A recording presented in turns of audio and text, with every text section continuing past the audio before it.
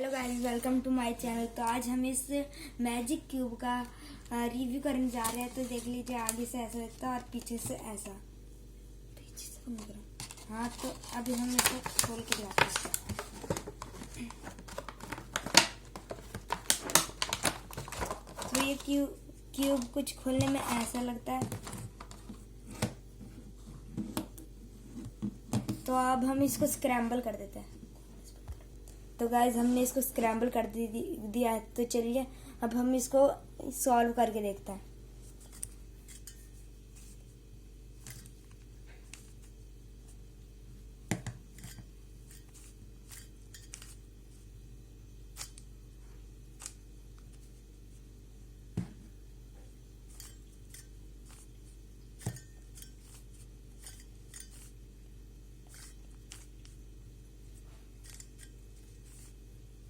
So guys, हमारा cube solve हो चुका है। तो मिलते हैं नेक्स्ट वीडियो में। तब तक के लिए बाय बाय, थैंक यू।